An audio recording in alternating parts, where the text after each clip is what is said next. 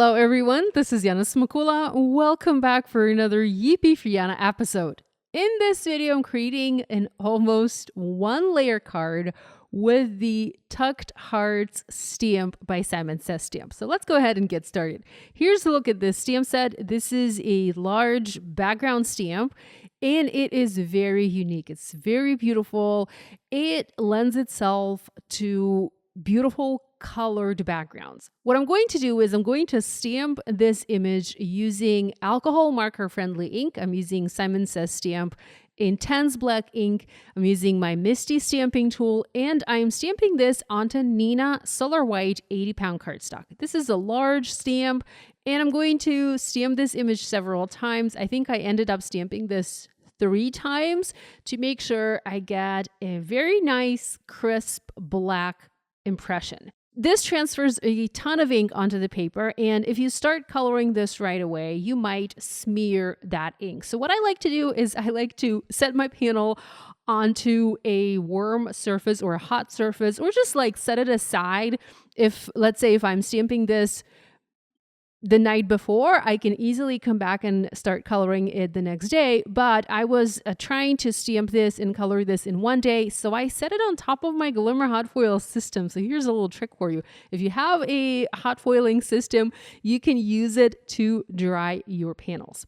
Obviously, my panel is larger than an A2 card. I am making an A2 card today. So what I'm going to do is I'm going to trim this down to size. I don't want this to be bigger. I want this to be exactly 4 1/4 by 5.5 inches. So I'm using my paper trimmer and cutting this to size to make sure I'm not spending any extra time, or I'm not wasting any extra marker on the areas that I won't use on my finished card. I'm using a T-square ruler here to help me figure out where the center of my panel is. That heart in the center, it is going to be in the center of my panel. So I'm trying to make sure that this panel is cropped in such a way so that that heart is exactly in the center. Next, we're going to do some coloring. My color combo for today is very unusual. It is green and red. So here I have my Copic markers. You can use Olo markers or other alcohol markers. I love Copic, so this is what I'm using. So I'm going to have a red heart in the center of my panel, and then the rest of the hearts are going to be green, but they're not going to be just like one solid layer of color. I'm going to add some shading to create depth, or the illusion of depth on this panel. This is going to be a one layer panel, but the coloring will add the shading and will make it look dimensional. Now, the inspiration for this card came from my apartment. The walls in my living room are colored green, and they're pretty much the same color as the markers that I picked today. And I recently ordered a poster for the wall, and the poster, I'll insert a picture here. The poster is red with white text and like a little hint of green. And that poster fits really well in my living room, and I really love that contrast, that little pop of red against the green walls. So that's the inspiration, the color inspiration for the card I have for you today. If you've never tried this color combination, I mean, obviously you have tried this color combination because it's a classic Christmas color combination. It's the green and red.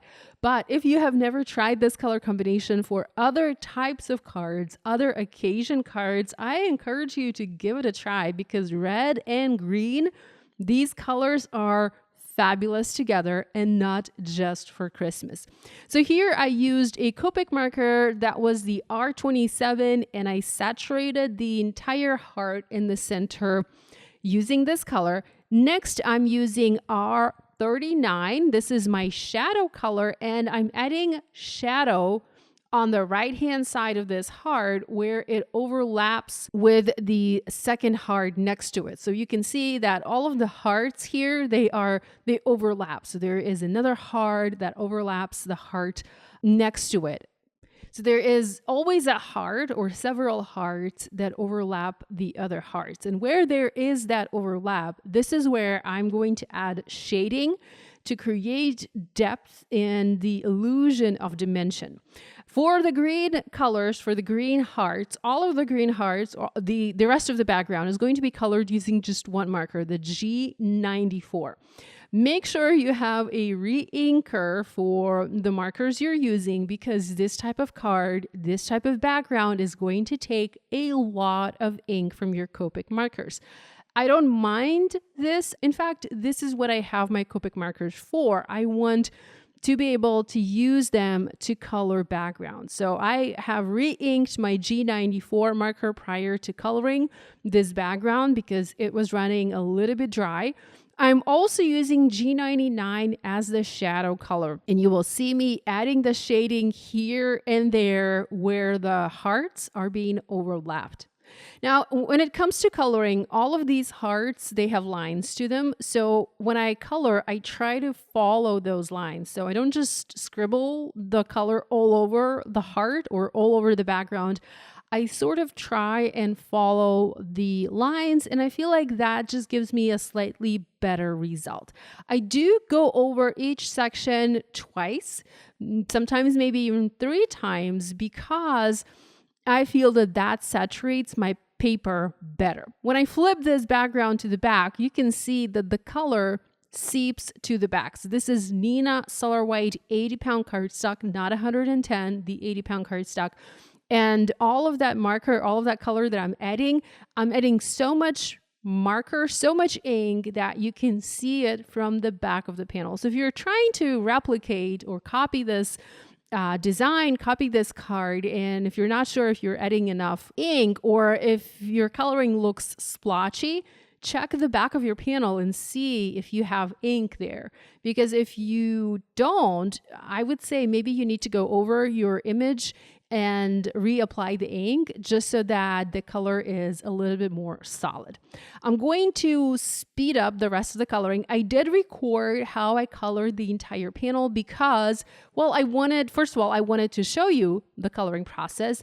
Second of all, I wanted to see how long it would take. So it took me about, I would say, 20 to 25 minutes. I was taking some breaks, some pauses. I was stretching my back because my back was starting to hurt, and then my hand was starting to hurt from, clenching the marker for such a long period of time, but it took about 20 minutes. So if you want to copy this card, you'll need at least 20 minutes for the coloring. I will also say that you can try other colors. It doesn't have to be red and green. It can be pink and yellow. It can be teal and yellow. It can be pink and red. So many different color options out there for you to try. Sky is the limit. So, be creative. See if there is color inspiration around you and see if you can replicate that color on your card. You do need just 2 colors. One color for the background and then another color for the main heart in the center. Make sure you are adding the shading because it looks absolutely different. It looks, I will say, boring and flat without the shading. So make sure you are using a darker color marker and you are adding the shading to your hearts. If you don't have a darker green or whatever darker color, you can also use gray markers. Like a dark gray marker would create a nice shadow and will darken your main color. So here's a look at the panel. Love it. It is so vivid, so dimensional. All of that shading creates the illusion of many layered hearts, and it absolutely does not look like this is a flat sheet of paper.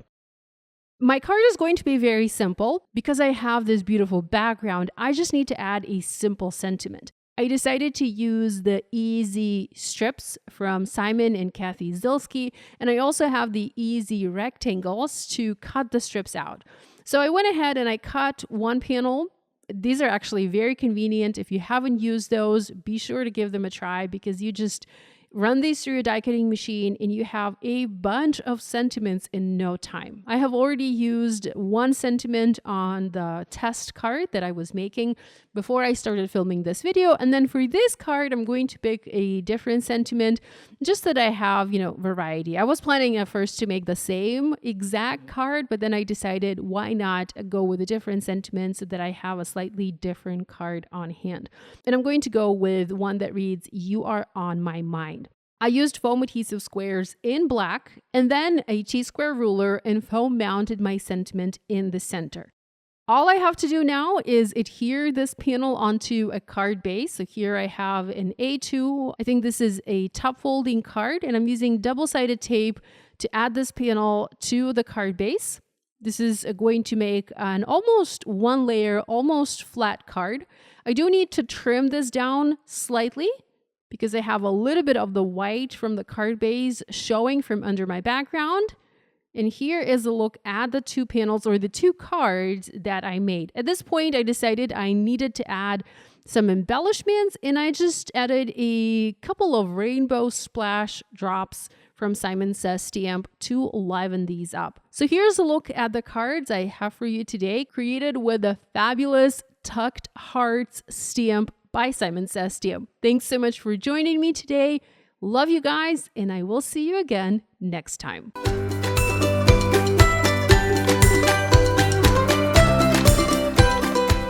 Hi there, I'm Heidi, Simon's mama and founder at SimonsSaysStamp.com.